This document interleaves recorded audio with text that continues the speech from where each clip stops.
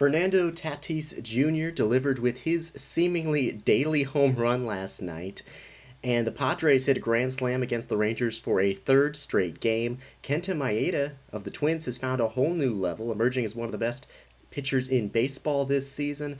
Plus, new information on MLB's plans for the postseason, and another injury for the Astros, who, despite it all, are picked up after their early season struggles. They've now won 7 straight. Much more of that and much more coming up on today's episode of Around the Bases. Thank you so much for joining us here on the 110 Sports Network, 110sportsmedia.com/live, twitch.tv/110sports. I'm Chris Brown, and we are here for this Thursday, August 20th edition of Around the Bases. A lot to talk about today. Sometimes I worry a little bit about the Thursday shows because I worry that not enough will happen between Tuesday and Thursday to get us enough content, enough topics to talk about, but that is certainly not the case this week. We do have a good bit to dive into, including a number of items that were sort of overflow from Tuesday's shows, things that we only barely touched on, or things that we didn't even get the chance to discuss that I wanted to discuss on Tuesday's show. We'll talk about it today, and we have the time for that. So without further ado, let's just jump into today's rundown. We're going to start with our top four, as always. We'll get you up to speed on the latest information involving Reds broadcaster Tom Brennaman, who has been suspended. We'll discuss that situation very briefly, the information there. Then we'll talk about, as I teased here just a moment ago, Kenta Maeda, the Twins' starting pitcher, who fell just short of a no-hitter the other day. We'll discuss that performance and what Maeda has been doing differently this season as he emerges as one of the better pitchers in the game this season. Plus the latest on MLB's postseason plans, the potential of a bubble and what that might look like, or hubs, and what exactly would that look like. We'll discuss the latest reporting there. Plus a number of quick hits, some notes, some items about some teams of note, some players of note. We'll discuss that. We'll get to that when the time comes there in our quick hits. Then, as always, we will take our first break, come back, news and notes, a surprising number of items today, including an injury to Alex Bregman of the Astros. We'll discuss that. Then we'll get into some more reaction about Fernando Tatis Jr. and baseball's discussion again about its unwritten rules. Talked about that on Tuesday's show, some strong comments there, but this is something that, it's not breaking news at this point, but as I had time to reflect on that situation more over the last couple of days, I came to some optimistic conclusions about what that whole situation means for the future of baseball overall. So we'll discuss that. Then at the end of the show, something that I had we mentioned, we went through a couple players briefly in our stock watch at the end of last week's show. Some players who have been studs, who've been stars, who are slumping to begin the season. We'll discuss that more in depth. Cody Bellinger, Josh Bell, and others. And then also grouping that to a segment with some surprise stars to begin the season, some players who have surprised with how incredible they've been so far this year. We're about a month into the season, and the play has continued. These are not just players who had a hot week or two. It's been a month, and a month doesn't mean everything, but we'll discuss, how real are these players and their incredible starts. Then we'll wrap the show up with what's on deck, just a quick look at some of the interesting series coming up over the weekend. So let's go ahead and jump right into today's top four. Reds play-by-play broadcaster Tom Brennaman has been suspended by the team after using a homophobic slur on the air last night. Brennaman used the slur moments after the Fox Sports Ohio broadcast returned from a commercial break in the top of the seventh inning of the first game of a doubleheader in Kansas City. Brennaman pretty clearly did not realize that he was on the air when he made the comment. The Reds then took him off of the broadcast in the fifth inning of the second game, so at least an hour, I believe 2 hours later. The Reds then putting out a statement later in the evening saying that the Cincinnati Reds organization is devastated by the horrific homophobic remark made this evening by broadcaster Tom Brennaman. He was pulled off the air and effective immediately was suspended from doing Reds broadcasts. He will be addressing our broadcast team in the coming days. We will be addressing our broadcast team in the coming days. So it was, first off, just a horrible, despicable remark from Brenneman, slur that has absolutely no acceptable place at all to be said, period. After a few hours of him continuing to call the game, Brenneman made an apology on the air, and as he was making his apology on the air, saying he's deeply ashamed of his comment, he then paused in what was a really surreal moment. He paused in the middle of his apology to call a home run by Reds outfielder Nick Castellanos, and then continued his apology, not changing his tone at all. He then added, "I don't know if I'm going to be putting on this headset again," and apologized to the Reds, Fox Sports, and his co-workers. After the game, Reds reliever Amir Garrett tweeted, "To the LGBTQ community, just know I am with you, and whoever is against you is against me. I'm sorry for what was said today." Injured Reds reliever Matt Bowman on Twitter saying, "LGBTQ plus community, as a member of the Reds organization, I am so sorry for the way you were marginalized tonight. There will always be a place for you in the baseball community, and we are so happy to have you here." Brenneman speaking with The Athletic last night, after the incident, but before the news of his suspension, essentially saying, in part saying, I'm not that person, saying that's not who he is, and that's Brenneman in damage control after that situation.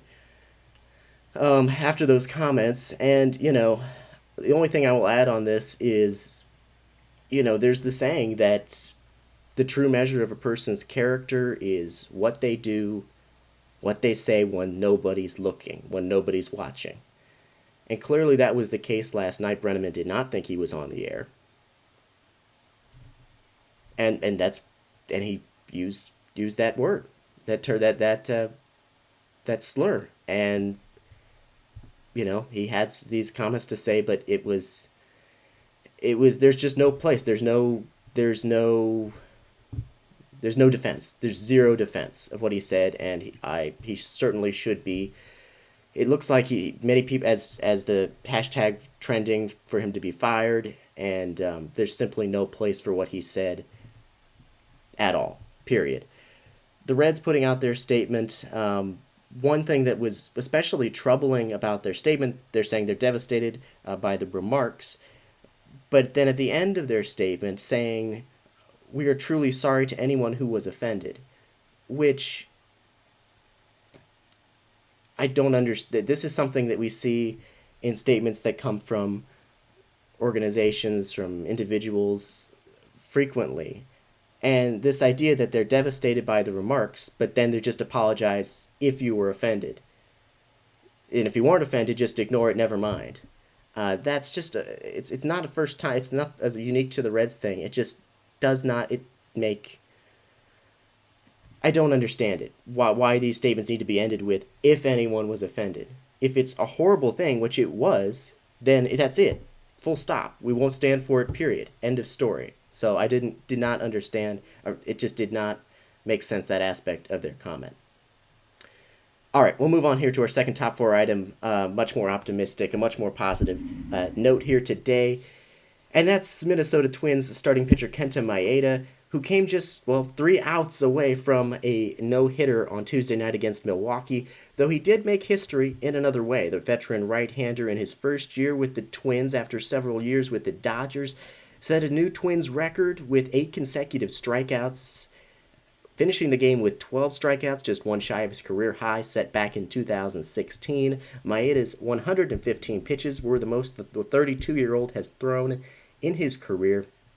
Maeda dominated with an eye-popping 26 swinging strikes, and that might not mean a lot to you, but as someone who pays attention to that kind of statistic, that's a lot.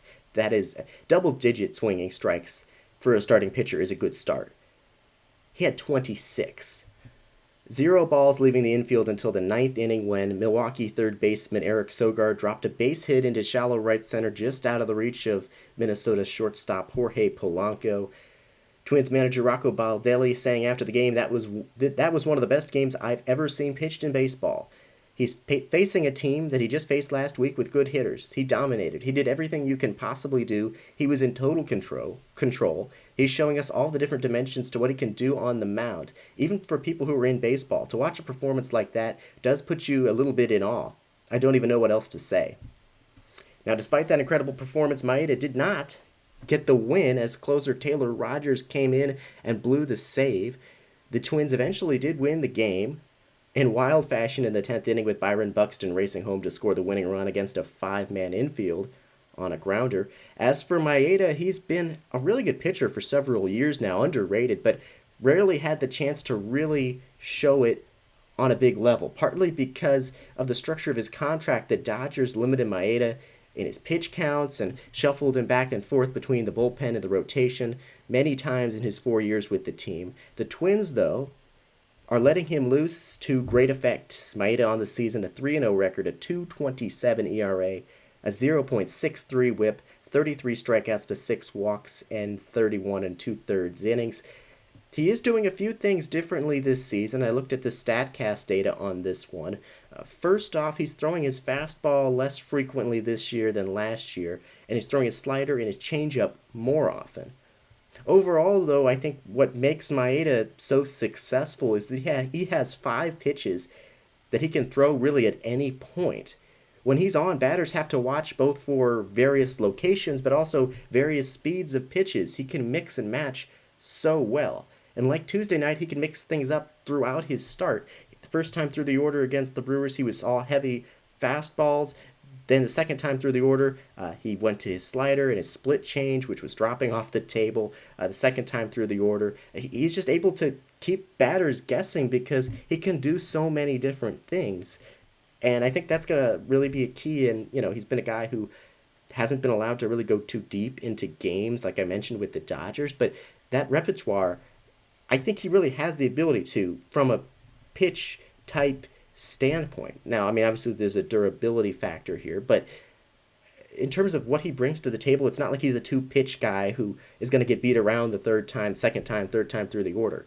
I think if, assuming durability, he could be a guy who really steps up his workload with Minnesota. Overall, this is a great pitcher free of constraints, who is now leading an improved pitching staff that entered yesterday with the third best ERA in Major League Baseball. And combine that with the Twins' incredible offense, which has struggled a bit lately, but there's no doubting that offense, one of the best in baseball. Combine that improved rotation with that offense, and it's easy to see why. Well, I guess it's easy to see my rationale for why I was so high on the Twins coming into this season. They were my pick to win the American League championship over the Yankees. And, I mean, I whether that happens or not, who knows. But I'm very confident in my optimism in the preseason coming in for the Twins. Very excited about this team coming into the season, and very much still am now. And Kenta Maeda, a big part of that. We'll shift now here to our third top 4 item of the day, and a story that came out shortly before our broadcast on Tuesday, which we didn't have time to discuss. I teased it briefly at the end of the broadcast. Jeff Passan and Emily Kaplan of ESPN reporting that Major League Baseball is in the early stages of drafting an operations manual for a playoff bubble, something that is looking day to day, week to week, increasingly more likely to happen. Now, the ESPN report really detailed a lot of information, examples, not going to get into all of that, but here are some of the basics of the new reporting and the way things stand right now. The plan appears like it could share many similarities with the NHL's format, and Major League Baseball has reportedly consulted with the NHL about the pros and cons of their system. The 16-team postseason, which is what's going to be in place in baseball this season, could begin in 2 different geographic areas with 2 sites each. So 2 regions, in each of those regions, 2 sites. So Southern California and Texas, according to the reporting, have emerged as early favorites. New York and Chicago, Milwaukee as other possibilities. In the example given in the report by Passan and Kaplan, following the wild card round, the 2 National League Division Series could be played in San Diego and the 2 AL Division Series in Arlington, Texas, mirroring the 2-hub format which is being used by the National Hockey League. Baseball could then move its league championship series to a single site or maintain their two different hubs for the two different leagues all the way up into the World Series. You know, the NBA, of course, has their self contained bubble, but in one site, it basically built their own city. And it looks like baseball would take more of the approach, like I'm saying, we've been talking about, like the NHL. Uh, in looking at what the NHL is doing, not that self-contained city as much like the NBA, but the league has created different enclosed, secure zones which are largely independent from the rest of society with fencing and other things. Though there are some people coming in and out every day, they're tested daily. Uh, of course, baseball has the benefit in this situation of watching the NHL and the NBA and how their bubble and hub type systems have been working. On the other side of the coin, those other two leagues had the benefit of planning their hub and bubble systems without the sport already in action. Of course, so baseball's in a situation they're trying to plan for a big change like that while also managing the season as it is, which of course, as we've seen, no easy task. But the logic here for this type of a playoff system makes sense. The NBA bubble has worked incredibly well, and the NHL hub system has been effective as well. So my take on this is it's definitely a good idea to explore. Like we've talked about before, I don't think there's really anybody who doubts the fact that adapting some sort of bubble type system is better from a health and safety perspective, as in you're less likely to have positive tests. You're less likely to have players, coaches, individuals get infected, get COVID-19. So, as we talked about here before, in a playoff situation, so it makes sense from a health and safety perspective, just period. Just you want fewer cases, you don't want players, anyone contracting COVID-19. It also makes sense from a logistical perspective in the fact that, we've seen the Marlins and the Cardinals shut down for extended periods of time, and if something like that, an outbreak on a team were to happen during the postseason, you can't just play on. It doesn't work like it has in the regular season. It could lead to some serious logistical problems in a postseason situation. So the idea here makes a lot of sense. We're going to see how it continues to develop. Clearly, baseball is giving some real thought into this in working on drafting an operations manual for what that could look like and exploring different city possibilities. This is something that we're going to be hearing more information about pretty soon, I'd imagine. I don't think this isn't something that we're going to, not find out about until late September. I imagine within the next week or so, we're going to be learning more about if this will actually happen and what specifically the details will look like. So we'll discuss that more when that comes up, though. Seems like a very logical thing for baseball to do. So for our next final top four item, we're going to go through some quick hits here. Some notes on some interesting storylines I wanted to discuss here. I just had, as so often happens, just a number of different topics I wanted to touch on.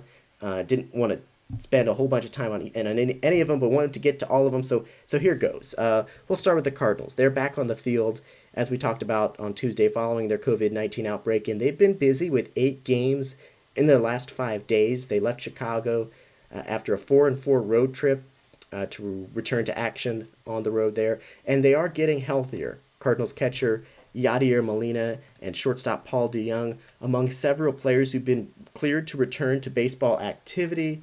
Others cleared to return to baseball activity: Cody Whitley, infielder Rangel Ravello, and infielder Edmundo Sosa, and Cardinals starter Carlos Martinez among those who've been cleared to resume baseball activity. The timeline for them returning to the Cardinals' active roster isn't immediately clear, though manager Mike Shildt indicated last night that we could see Molina, in particular, back on the active roster as soon as potentially today, or if not today, potentially this weekend for Molina. But the good news there, we talked about the Marlins back to full health now as terms of every player who had tested positive for COVID-19 getting cleared. The Cardinals also returning to health as well, and that is good to see in that situation.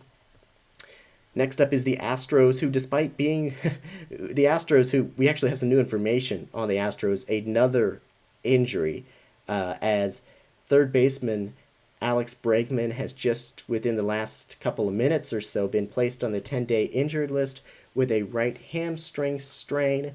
Bregman suffered the injury at Coors Field last night, legging out a double, and he's headed back to Houston to undergo an MRI. It looks like he's going to be sidelined at least 2 weeks, if not longer. It is another blow to an Astros team that is without last year's AL Cy Young winner, Justin Verlander, sidelined.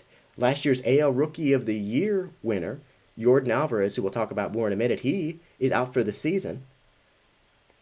They're also without last year's AL saves leader, Roberto Ozuna, is sidelined with an elbow injury. And an all-star outfielder, Michael Brantley, is also sidelined right now on the injured list. Despite all of this, the Astros have now won 7 games in a row following their rocky start to the season. Last night, Houston tallying 20 hits, including 4 home runs, 7 2/3 strong innings from starter Framber Valdez to crush the Rockies 13-6. Outfielder Kyle Tucker last night became the first player in Astros history with 2 triples and a home run in a single game. The Astros, after their rocky start, 14-10 now, just 2.5 games back of the A's for the division lead in the AL West. The big key for the Astros has been their team ERA in August of 3.38, has been the 3rd best mark in baseball. Zach Greinke has been great. Their starters in particular have been very impressive. But again, another injury. Alex Bregman on the injured list today with a right hamstring strain. Looks like he'll be sidelined at least a couple weeks. Jose Altuve has struggled.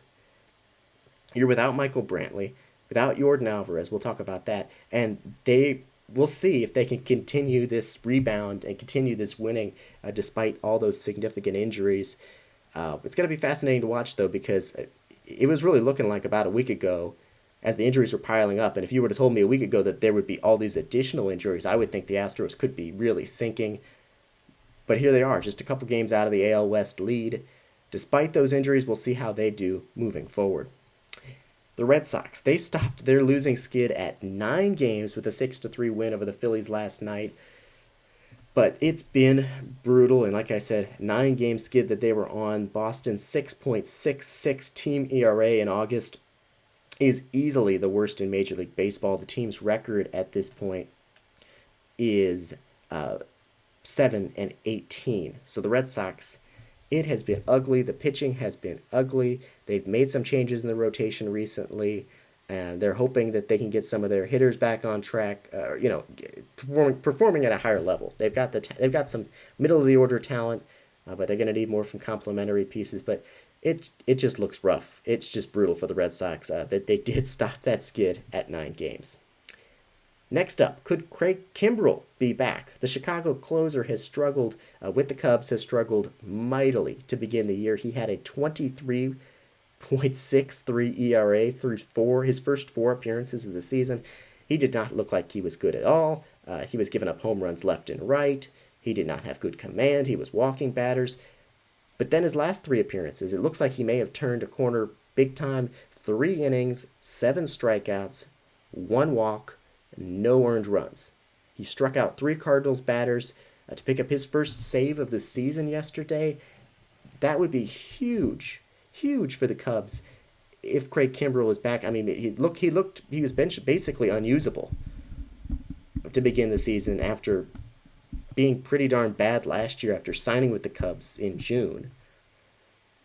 Or late in, if it wasn't June, I think it was June when he first played. Signing late. He looked bad. He looked horrible to begin the season. It looked just broken. Last 3 outings have been great. We'll see if it lasts, though. That would be a huge boost for the Cubs, a Cubs team that's doing very well this season. So we'll see how that goes moving forward. Finally, note here on a game that was very exciting last night. The Tigers and the White Sox each sent a highly touted rookie pitcher to the mound last night for their big league debut, and both impressed in a big way. For Detroit, it was 2018 first overall pick in the MLB draft, Casey Mize, the top right-handed pitching prospect in Major League Baseball per MLB Pipeline. For the White Sox, it was 25-year-old Dane Dunning, who was pretty much a consensus top 100 prospect before undergoing Tommy John surgery and missing all of last season. Per MLB.com's Sarah Langs, it was just the second time since the amateur draft began in 1965 that first round picks debuted at starting pitcher against each other, the other being in April of 2009, Ricky Romero against Rick Porcello. Mize, 4 1/3 innings, gave up 3 runs on 7 hits, but he did strike out 7, becoming the first starter in franchise history with 7 strikeouts and 0 walks in his debut. As for Dunning, his line was pretty much identical. 7 strikeouts and 4 1/3 innings as well. He also gave up 3 runs. This time on 5 hits and 1 walk, he struck out the side in a really impressive third inning. Together, the pair achieved history. According to Langs, the game marked the first time since at least 1901 where two pitchers making their debuts notched 7 or more strikeouts each. So, not incredible debuts in terms of run prevention for these guys. They didn't go deep in the game, but as far as a major league debut, I mean, they showed some great talent with 7 strikeouts each. Tigers, as we mentioned on Tuesday's show, calling up 3 of their top 6 prospects. Going to be interesting to see how that plays out. And Dane Dunning, a name to watch for the White Sox, the rookie, off to a impressive start as well. So that is today's top 4 for this August 20th, 2020. When we come back, as always, we'll dive into some news and notes. After that, some more reaction to Fernando Tatis Jr., his breaking of unwritten rules, and what that reveals, what the reaction from the baseball community reveals about the sport and the way it's moving forward. We'll discuss that next. Stay with us. This is ATB Live from 110 Sports.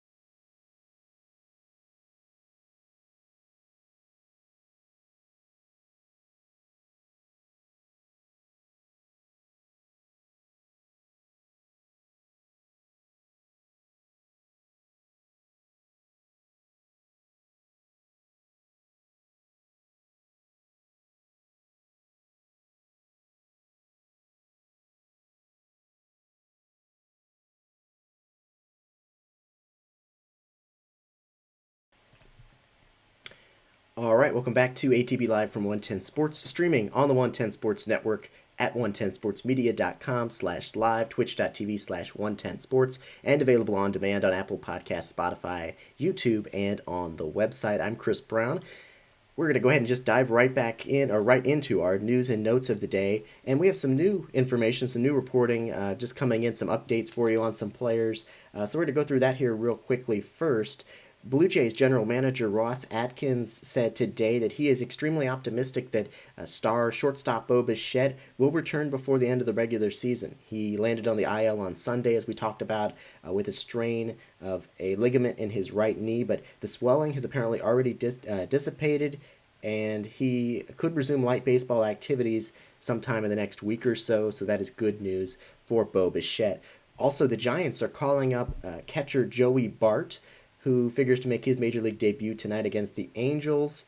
He is a 23-year-old catcher. He was selected with the second overall pick in the 2018 draft. Last season, 2 minor league levels, 16 home runs, and 5 stolen bases in 59 games. I believe he is the top. I believe he's the top catching prospect in baseball. If not, he's definitely up there. He's one of the Giants' top prospects, and he's getting a call. So that'll be interesting to watch how he fares. Some other news and note items for you today. Hall of Famer Cal Ripken Jr. revealed today that he was diagnosed with prostate cancer in February, but he is now cancer-free. This according to Dan Connolly of The Athletic. The 59-year-old Ripken said he is fully recovered after having surgery in March, so that is good to hear, of course. The Pirates announced today that team president Travis Williams has tested positive for COVID-19. Williams has not been in contact with any players, coaches, or support staff leading up to his positive test, as the team is on the road. In a statement, Williams saying in part, "I am on the road to recovery. In the meantime, I wanted to use my diagnosis as another reminder that we are all susceptible. It is critical we all follow CDC guidelines and state mandates and have a heightened sense of self-awareness in order to protect each other. We all must do our part to get through this pandemic together." The Yankees today announced that reliever Zach Britton has been placed on the injured list with a hamstring strain, yet another injury for the Yankees, who are without currently Aaron Judge, Giancarlo Stanton, DJ LeMahieu, and others. Britton had been serving as the Yankees' closer until Aroldis Chapman was activated just earlier this week. The Astros, their manager Dusty Baker announced yesterday, as I mentioned briefly before, that 2019 AL Rookie of the Year DH Yordan Alvarez will undergo surgery to repair a partial tear of the patellar tendon in his right knee, and he is out for the remainder of the 2020 season. The 23-year-old broke out onto the scene last year with 27 homers in 87 games, but he has dealt with knee problems on and off last season, beginning of this season. He's played in just 2 games this season due to a positive COVID-19 test, and now this season-ending injury. The Orioles placed shortstop Jose Iglesias on the 10-day injured list Tuesday due to a left quad injury. He was hitting a sensational .400 this season to begin the year. Just over a year after he represented the team in the All-Star game, the Mariners designated struggling slugger Dan Vogelbach for assignment yesterday. The former top prospect hit 30 home runs in 144 games last season, but was just 5 for 53 to begin the season. The Reds activated infielder Mike Moustakas from the injured list Wednesday. He had missed 12 days due to a left quad bruise. Outfielder Nick Senzel was placed on the IL in a corresponding move with no reason provided. The Braves on Tuesday placed outfielder Nick Markakis on the COVID-19 IL after he came into contact with someone who had tested positive. In a corresponding move, the team recalled 21-year-old outfielder Christian Pache, the 14th ranked prospect in Major League Baseball by MLB Pipeline. The Blue Jays placed pitching prospect Nate Pearson on the injured list on Wednesday with right elbow tightness. It's been a rough season for the 23-year-old top pitching prospect. Pearson, a 6.61 ERA in his first 4 Major League starts. There's no timetable for his return. Colorado catcher Elias Diaz was sent home by the club after violating COVID-19 protocols around the team hotel in Houston. He's been placed on the restricted list. He was placed on the restricted list on Monday for unspecified reasons. The specifics of his case are not known. There's no indication when or if he'll rejoin the big league club. He was serving as the Rockies' backup catcher. Washington Nationals second baseman Starlin Castro will undergo surgery tomorrow to repair a broken right wrist. Manager Dave Martinez saying it's possible that Castro could be back in time to play for the Nationals this season if they make the postseason. Finally, Angels first baseman, future Hall of Famer Albert Pujols has tied Alex Rodriguez on the all-time RBI list last night with 2,086 career RBI. He roped a 2-out single to left field to plate Anthony Rendon against the Giants last night. The RBI places Pujols and A-Rod tied for second in MLB history. Hank Aaron leads with 2,297. Because RBI did not actually become an official stat until 1920, Babe Ruth and Cap Anson, who both have over 2,000 RBI, are not actually included as members of the 2,000 RBI club because of the timing of when that statistic was introduced. Albert Pujols, though, he's also approaching a big milestone in terms of home runs as well. We'll discuss that when he gets there, which hopefully shall be soon. And that is today's news and notes. So let's go ahead and dive into another topic for today's show, which is something that we talked about on Tuesday. It's a little bit old by now. You probably heard a lot about it, probably heard enough about it in your view by now, which is the whole situation involving Fernando Tatis and another discussion about baseball's unwritten rules. As you, I'm sure, have heard by now, Tatis Jr. In a game against the Rangers on Monday night with a 7-run lead in the late portions of the game. I think it was the 8th inning. Getting the details mixed up now. Late in the game, 7-run lead, bases loaded in a 3-0 count. He swung on a 3-0 pitch, hit a home run. Rangers manager Chris Woodward was not happy about it. It led to another discussion about baseball's unwritten rules. And so I have a column about this situation now up at 110sportsmedia.com where I was going to write a column that was essentially like what everybody else has done, where I criticize, where I point out all the ways in which Woodward's line of thinking is absurd. And we talked about this on Tuesday's show, so I'm not going to get into it again. But, these ideas that, look, you play to win the game. Large deficits have been overcome before. The Padres in 2016 lost a game they led by 10 runs. Just last year, they won a game they trailed by 7 runs. It's not over until the final out is recorded.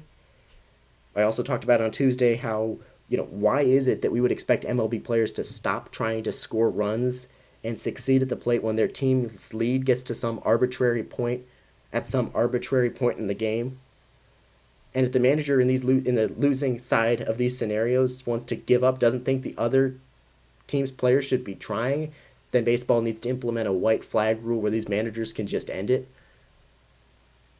Because if they really don't think the other team's players should be trying to win anymore, trying to score runs and succeed anymore, then they just need to institute a way they can just end it. And then also, one of the other points I made both on Thursday and in the article, for what reason should these unwritten, unclear norms be deemed more valuable than watching one of the best players in baseball play to the best of his ability? Because the last time I checked, sports are supposed to be fun. So why is it that we would value these unwritten rules over fun? Because watching these players play to the best of their ability as much as they can for as much of the game as is possible makes the sport more fun, makes it more entertaining. So that's some of what I talked about on Tuesday's show. It's some of what I wrote in this story, this column that's now up on the website. But I also realized, and that was going to be the main purpose of my article, to point out that, this is an absurd, debate, that this side of it just doesn't make sense to put so much value on these unwritten rules. Fernando Tatis, the focus should be on his abilities. As of right now, he leads baseball in home runs. He has 12 after another home run last night. Another home run last night. I said that so casually. He hit another home run last night. He has 12, leads baseball. He leads baseball also in runs scored, in RBI, in stolen bases. He's 21 years old. And that should have been the topic of discussion, but instead it wasn't. Instead it was this unwritten rules thing, which I was upset about. I mean, that was, not upset in a big way, but that was, I was upset about that and pointing out all the ways why that's silly. But then I realized something, which is that just how much of the baseball community am I actually arguing against here? All these, people who've written, similar columns and stories and reaction to, how absurd this unwritten rules stuff is. But who are they actually arguing against? How many people are they actually arguing against? How many people am I arguing against when I say these things? Now, Woodward is surely not the only prominent figure in the sport with the kind of view that he has. But in the hours and days that have followed that Grand Slam, countless individuals from the baseball community, from current players, hitters, pitchers, Hall of Famers, future Hall of Famers, today's managers, former managers, media members, fans. There is a consensus. There is a huge expression of support for Tatis's actions and disapproval of those who have been citing these unwritten rules as an argument against them. It's been an incredible consensus in this situation. This is just, and I have it up in the story on the website. I point to a number of different comments from a number of different players, but I just want to, and players and coaches and managers and whatnot. But I want to point out just a couple. I want to read just a couple of the reactions here on the show today. And I want to start with, if I can find it here, you have pitchers reacting. Garrett Cole saying, it's pretty hard to hit a grand slam, so whatever count you want to try to hit one, go for it. Pirate starter Jamison Tyone saying, don't be in a 3-0 count. As a pitcher, being behind in the count is called a hitter's count for a reason. Make better pitches earlier in the count. A guy that has the tendency to swing 3-0 is an opportunity to make a good pitch and get a quick out. Hall of Fame catcher Johnny Bench saying, quote, so you take a pitch, now you're 3-1. Then the pitcher comes back with a great setup pitch, 3-2. Now you're ready to ground out into a double play. Everyone should hit 3-0. Grand slams are a huge stat. Another Hall of Famer, Reggie Jackson, saying, Fernando Tatis, keep playing hard and playing great. It's a pleasure to watch you play. Love your success and the Padres' rise to be a winner. Keep leading the way. It ain't easy to hit home runs. Keep bringing energy you have to the game. We need players like you. An all-star. Boston Red Sox pitcher Colin McHugh saying swinging in a 3-0 count should not be against any rules no matter the score. Before a game, I would always look to see what percentage a guy swings 3-0. If it's over 20%, it means I can't just groove one. The guys who will never give you a pitch at the plate are the toughest at bats. Couple of managers who weighed in on this as well. Longtime MLB manager Buck Showalter saying, I can go back to the 50s and 60s and show those guys it was played different than the way you played in the 70s and 80s. I think we all need to kind of take a pill and keep in mind, if it doesn't upset the players or the fans, who are we to impose our will on how we were brought up to play the game? Does it make us right? Does it make us wrong? Not necessarily, but go by what the players are telling you. Phillies manager Joe Girardi saying, I'm okay with managers keeping their foot on the pedal. I'm okay with that. It doesn't bother me. I'm a fan of just letting the guys play because you never know. Cubs manager David Ross, with a 7-run lead, I'm probably not even looking at my coach and telling the guys to take or not. I'm just letting the game play out at that point. If a guy wants to swing, I don't have a problem with it, especially when he's one of the best players in the game. Former manager in the major leagues and current Mariners bench coach tweeting out, while coaching third base in Montreal, I held up a runner at third base out of respect for the other club. Frank Robinson almost grabbed me by the ear and said to me, listen, son, you only have enough runs when you're showering after a win. And the point in telling you all these things and highlighting all those quotes is that there is an incredible consensus. Players, coaches, media members, and fans seem more united on this issue than basically any other issue in the sport I've seen in recent years. Even Major League Baseball, in its own way, made a statement suspending the Rangers pitcher who threw behind Manny Machado in the next at-bat following Tatis in clear retaliation. That's the word I'm looking for. Baseball suspended the pitcher who clearly retaliated by throwing behind Manny Machado the next pitch, and suspended Rangers manager Chris Woodward for 1 game. Which seems to me that it could be partly the league attempting to start minimizing the nonsense of this unwritten rule situation. Even if that isn't the case, baseball is, by suspending the pair, discouraging actions which lead to less interesting, less exciting baseball. Now, that being said, baseball's unwritten rules are not going to be a thing of the past. The discussion about them is not going to be over anytime soon. There's still going to be holdouts there, and even players who spoke out in favor of Tatis and his actions in this situation may view other unwritten rule situations differently. So the next time, instead of it being swinging on a 3-0 count with the big lead, it could be bunting to break up a no-hitter or something else.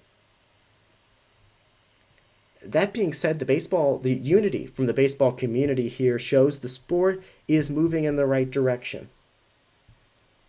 So perhaps the next time something like this happens, where a player breaks a supposed unwritten rule and trying to succeed or showing too much emotion, we can all focus on the enjoyment of watching the game's most talented, exciting players on display rather than this discussion again. Because last time I checked, sports, baseball, they're supposed to be fun. They're supposed to be entertaining. Overall, though, encouraged. There's a positive way to look at this. Baseball, the baseball community is united on this issue. All right, we're going to go ahead and take our final break of the show. When we come back, as promised, we're going to go to our next segment, looking at some struggling stars and some surprise studs to begin the 2020 season. I've got 4 of each to go through, and then we'll wrap things up with a look at what's on deck. That's coming up next here on Around the Bases from 110 Sports.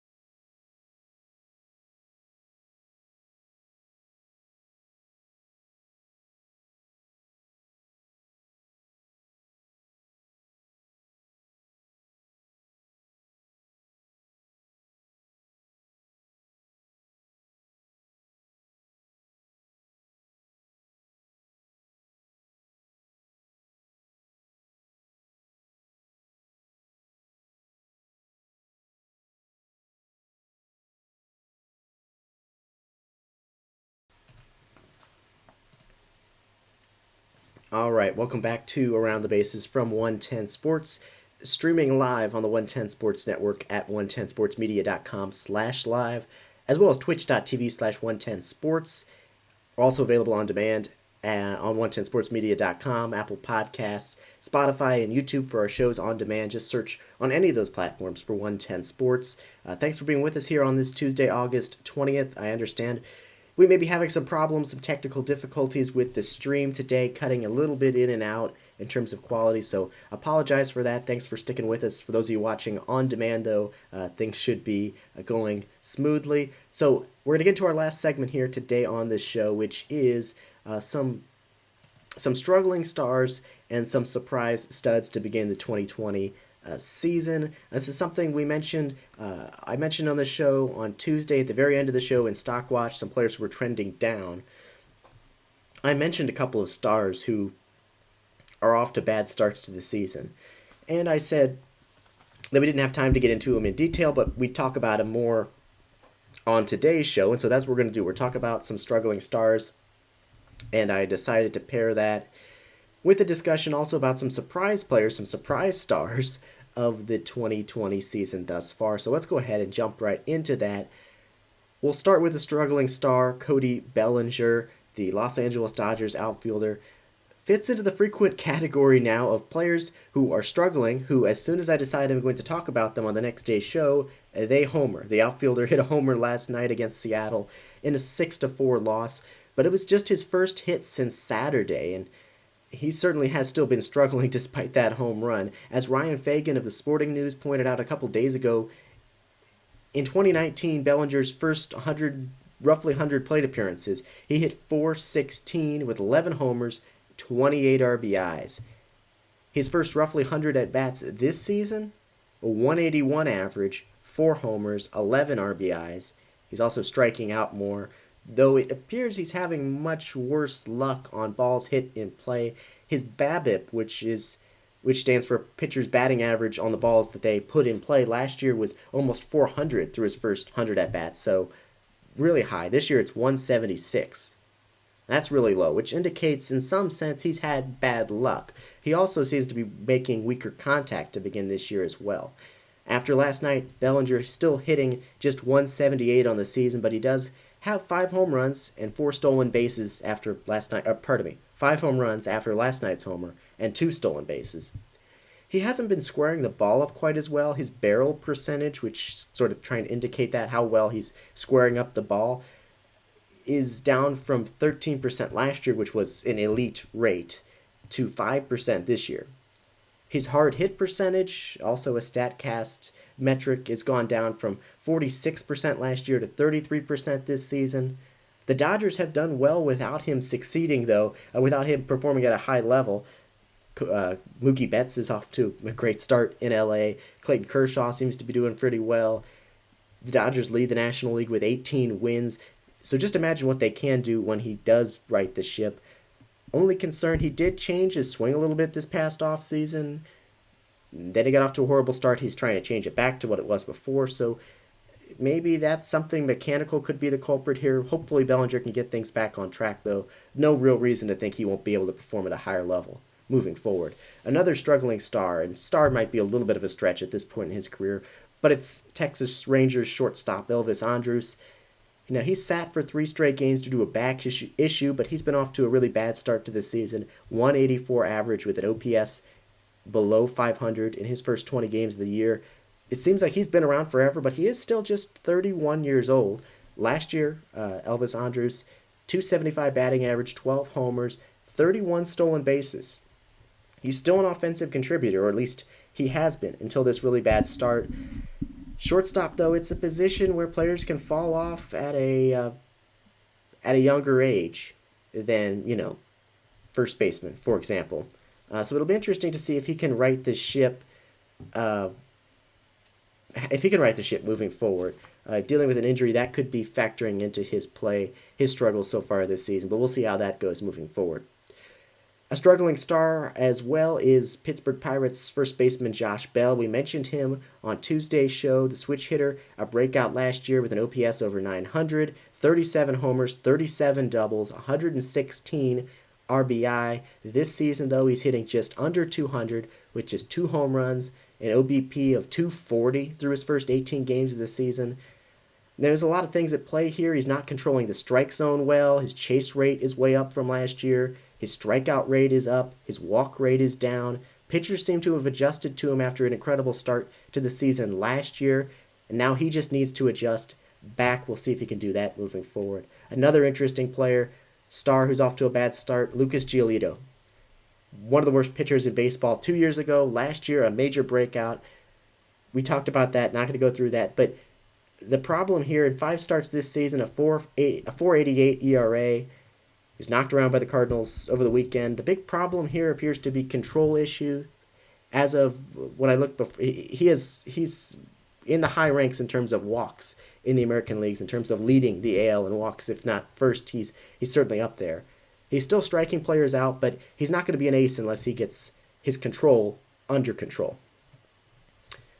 All right, some surprise stars here as we only have a couple minutes left on the show. We're to go through this quickly. Baltimore outfielder Anthony Santander's been a huge part of the Orioles' surprise solid performance to begin the year. He's tied for third in Major League Baseball with 9 home runs. He's second in RBI behind only Fernando Tatis. His 20 extra base hits lead baseball. The 25-year-old was a solid contributor last season with 20 homers in 93 games, but nobody expected this. He's off to an incredible start, no signs of slowing down, 5 home runs in his last 7 games. He's not walking a lot, but he's not striking out much either. So he's been really good to begin the year. We'll see. That could be a breakout for him. A couple other players who've been surprise studs to begin the season. Brandon Lau of the Rays. He's been one of the hottest hitters in baseball recently. 7 homers in his last 15 games. Second in baseball in OPS behind only Jesse Winker. 8 home runs, 7 doubles on this season. He dealt with injuries that cut his 2019 season short, but the Rays second baseman now in about a full season's worth of games at the major league level. 31 home runs, 30 doubles, 99 RBIs, and a .272 batting average. It looks like Brandon Lau is really a legit star and a real player to keep an eye on. Luke Voit, Yankees first baseman, also off to an incredible start. Tied for third in Major League Baseball with 9 home runs after hitting 4 in his last 3 games. And then I'm seeing, just a few minutes ago, he just homered again for the 10th time. A few minutes ago in the Yankees afternoon contest. He looks like one of the better first basemen in the AL and actually in baseball right now. In a position that looks a lot thinner than it has in past years, Luke Voit has been doing incredible. He's played in 140 games last year and this year combined with the Yankees. 29 home runs, about 80 RBIs, an OPS of .865. He looks pretty darn legit. Another player for the Cubs who appears to be making a star turn is outfielder Ian Happ. The potential's always been there. He was the 9th overall selection in the 2015 draft. Had an impressive rookie season in 2017. Then there was inconsistency, there was increased strikeouts. This year, he's striking out at a lower rate than the beginning of his major league career, a career-high walk rate. Happ is hitting .315 with 6 home runs on the season now, 3 home runs in his last 7 games. It looks like Ian Happ could actually be a fixture of some Cubs teams moving forward now as their core group of players looks like they could be in their final years together. Happ looks like he could be a player that transitions into the next core group of Cubs players in the years to come. So we went through that kind of quickly here, but we are running out of time on the show. So I wanted to touch on that, some surprise players, both some stars who've been struggling and some players we didn't expect to be stars. Luke Voit has been good, but those other players, not really players we think of as stars, and they're performing at a star level in some way. For each of them, it looks somewhat sustainable. So we'll see how that goes moving forward. Finally today, what's on deck, our final segment on our Thursdays. We're going to fly through this quickly. This weekend, a lot more interesting matchups than last weekend. We have Philadelphia at Atlanta this weekend. Aaron Nola and Max Fried tomorrow night. That'll be a good one to watch. The Mets are hosting the Yankees. Cardinals are hosting the Reds. We've got the Chicago teams playing each other. Battle of Veterans, John Lester versus Dallas Keuchel tomorrow night. The White Sox and the Cubs at Wrigley. Interesting matchup to watch will be the Astros at the Padres. Also, the Rockies are taking on the Dodgers, John Gray versus Walker Buehler in tomorrow night's game. Finally, another interesting matchup that caught my eye, the Angels at the A's. The A's have been incredible. The Angels have really struggled. I could see a situation where the A's sweep that series and all of a sudden the Angels are pretty much buried. Then again, if they win 3 straight, that could be a big, still time for a turnaround for the Angels, even though they've really struggled out of the gate. And that'll do it for today's edition of Around the Bases here from the 110 Sports Network. I'm Chris Brown. Thanks so much for joining us today. Reminder to go to 110sports.com for the very latest, 110sportsmedia.com for the very latest coverage, written content up on the site. A lot of stuff up there now. NBA coverage of soccer, coverage of NFL, baseball. We got it all there for you on the website. Right side of the homepage, you can also subscribe to the 110 Sports newsletter for all the latest written content, podcast shows, and more sent right to your inbox every Friday morning. Information on the right side of the homepage. Our live coverage continues. Our 110 Sports Network coverage continues tomorrow with the J. Mole Show. And then again on Monday with the J. Mole Show. Touchline Talk with Josh Doring is back with you on Tuesday, followed by Around the Bases here again on Tuesday afternoon at 1 p.m. Eastern. So as always, thanks for watching. Thanks for being with us here on Around the Bases this week. I'm Chris Brown. Stay safe, have a great weekend, and I will talk to you on Tuesday.